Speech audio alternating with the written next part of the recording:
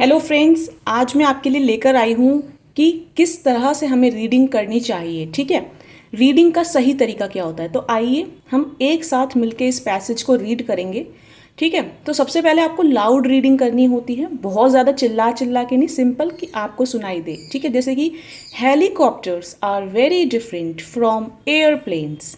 ठीक, इस तरह से आपको पढ़ना है और हिंदी में समझते हुए पढ़ना है। ठीक है, इससे आपका जो माइंड है वो हैबिचुअल हो जाएगा इंग्लिश टू हिंदी ट्रांसलेशन का। और आपको जो आप कहते हो ना, हमें बहुत टफ फील होता है इंग्लिश में, कैसे सोचें, तो वो टफनेस की जो फीलिंग है वो आपकी रिमूव होती जाएगी, रिड्यूस होती जाएगी बाय द टाइम। तो चलिए रीड करते हैं। Helicopters are very different from airplanes. जो हेलीकॉप्टर होते हैं वो एरोप्लेन से बहुत ज़्यादा अलग होते हैं, डिफरेंट होते हैं। They can do 3 things that airplanes can not do. Helicopter ऐसी 3 चीज़ें कर सकता है जो एरोप्लेन नहीं कर सकता। पहली, first, when airplanes move upward they must also move forward. जब एक एरोप्लेन ऊपर की तरफ उठता है तो उसको आगे भी बढ़ना होता है। ठीक है, but helicopters can move straight up without moving ahead. लेकिन हेलीकॉप्टर सीधा ऊपर की तरफ उड़ सकता है बिना एक भी कदम आगे चले। ये तो हम सब ने देखा है, हेलीकॉप्टर ऊपर को ऐसे उठ जाता है ना। Second, helicopters can fly backward. Helicopter पीछे की तरफ भी उड़ सकता है, which airplanes can not do. Aeroplane पीछे की तरफ कभी नहीं उड़ता।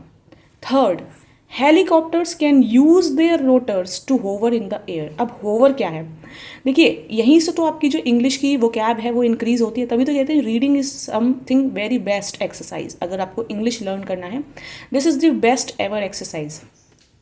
ठीक है, नाउ ठीक है, तो जो हेलीकॉप्टर होता है, जो अपने रोटर्स हैं, यानी जो उसके ऊपर जो पंखड़ियां हैं, जो रोटर्स हैं, उनको होवर करने के लिए यूज़ कर सकता है हवा में, इन दी एयर। होवर का मतलब मंडराना। देखा है ना, हेलीकॉप्टर एक ही जगह पे रुक जाता है जब कहीं से कुछ रेस्क्यू ऑपरेशन होता है या कहीं खाना पानी बाढ़ में डालना होता है, तो हेलीकॉप्टर एक ही जगह पे हवा में टिका रहता है। इस टिके रहने को, इस मंडराने को क्या कहते हैं, होवर करना, होवर।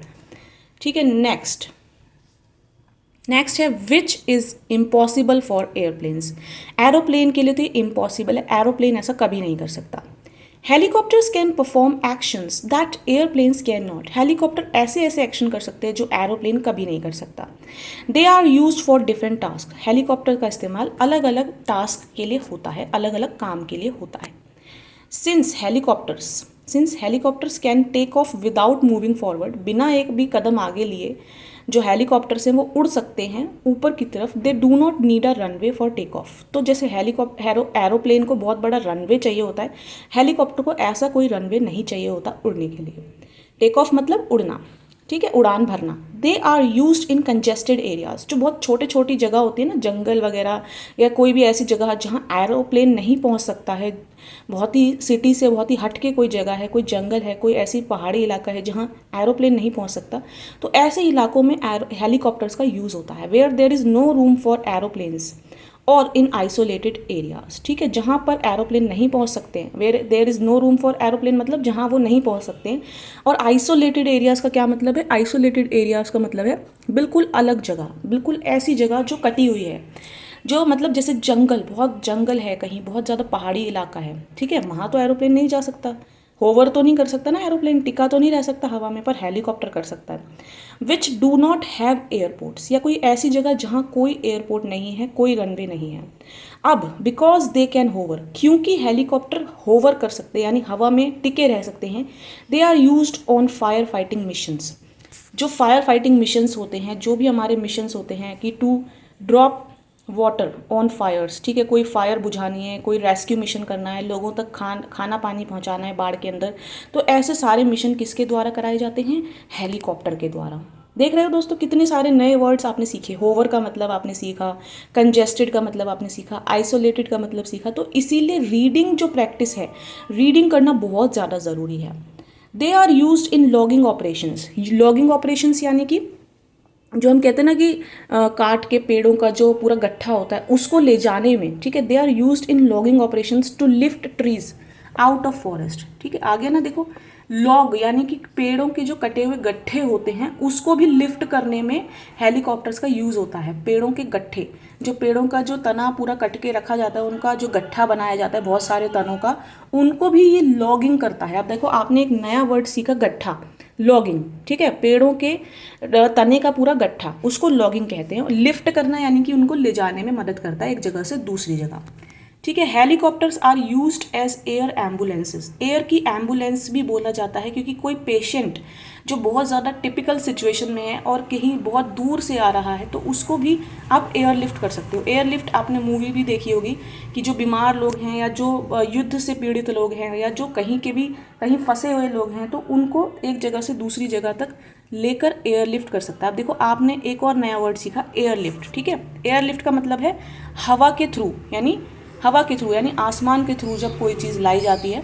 ठीक है, तो उसको हम कहते हैं एयरलिफ्ट। तो पेशेंट्स को एयरलिफ्ट करता है कोई भी सर्कमस्टांसिस हो, कोई भी सिचुएशन हो, ठीक है। जैसे कई बार हमारे भारत के लोग कहीं बाहर किसी टिपिकल सिचुएशन में पड़ जाते हैं, जैसे अभी यूक्रेन में जब युद्ध शुरू हुआ था 2-3 साल पहले, तो एयरलिफ्ट किया गया था भारतीयों को, तो उसी को हम क्या कहते हैं कि एयरलिफ्ट करा हमने। अब यहाँ पे पेशेंट्स की बात होती है, ठीक है। तो हेलीकॉप्टर्स को हम एयर की एम्बुलेंस के तौर पे भी यूज़ करते हैं, ठीक। Now which are difficult to reach by conventional ambulances, यानी कि जो हमारी सड़क पर चलने वाली एम्बुलेंसेज हैं, जब कोई जगह ऐसी हो कि हमारी वो एम्बुलेंसेज नहीं जा सकती वहाँ, तो हेलीकॉप्टर वहाँ पे काम आता है। कन्वेंशनल मतलब जो हमारी पुरानी जो ट्रेडिशनल जो हमारी एम्बुलेंस चली आ रही है। तो आप देख रहे हो कितनी सारी वोकैबुलरी आपकी इकट्ठी हो जाने वाली है अगर आप रीडिंग करते हो तो, और आपका जो प्रोनाउंसिएशन है ना वो भी इंक्रीज़ होगा रीडिंग करने से। तो रीडिंग करना बहुत ज़रूरी है, रीडिंग करना मस्ट है, और वो भी थोड़ा लाउडली, मतलब आपको सुनाई दे, कोई आपके बगल में बैठा है तो आपको उस बंदे को डिस्टर्बेंस ना हो, इस तरह से रीडिंग करें। और आप पाएंगे कि आपकी जो इंग्लिश है, आपकी जो स्पीकिंग है, वो सब कुछ बहुत अच्छा होता जा रहा है। आप स्पीकिंग में भी बहुत अच्छे हो जाएंगे, आपकी थिंकिंग पावर भी बढ़ेगी और आपकी वोकैबुलरी भी बढ़ेगी। The police used helicopters to follow suspects, जो भी सस्पेक्ट्स होते हैं ना, यानी जो जिन पे संदेह होता है, सस्पेक्ट मतलब जिन पे संदेह होता है हमें, ऑन द ग्राउंड और to search for cars on the ground, ठीक है। ग्राउंड में कोई छुपा हो या कोई भी ऊपर से हेलीकॉप्टर राउंड लगाता रहता है ना सेना में, ताकि कोई जो छुपे हुए हैं, जो आतंकवादी, जो सस्पेक्ट हैं, जिन पर हमें संदेह है, तो उनको हम सर्च कर सकते हैं, ठीक है। Of course helicopters have military uses, obviously military में तो बहुत ज़्यादा यूज़ होता है, because of their design and capabilities, क्योंकि इनकी कैपेबिलिटी यानी इनकी जो क्षमता है वो बहुत अच्छी है, ठीक है, और इनका डिज़ाइन भी बहुत अच्छा है। तो देखा आपने, ये पूरा पैसेज मैंने आपको रीड आउट कराया, तो आपको मुझे लगता है बहुत मज़ा आया होगा। आपने कितने सारे नए वोकैबुलरी सीखे, एयरलिफ्ट, सस्पेक्ट, कैपेबिलिटीज़, कन्वेंशनल, और यहाँ पे भी आपने बहुत सारे होवर, कंजेस्टेड, आइसोलेटेड, लॉगिंग, ठीक है दोस्तों। तो रीडिंग बेस्ट प्रैक्टिस है अगर आप इंग्लिश कन्वर्जेशंस करना चाहते हैं, इंग्लिश बोलना चाहते हैं अपने मुंह से, क्योंकि कई लोग कहते हैं ना हमें समझ तो आती है पर हम बोल नहीं पाते, तो बेस्ट ऑप्शन है आप रीडिंग करिए। आई होप आपको पसंद आया होगा। Thank you friends, bye bye, take care.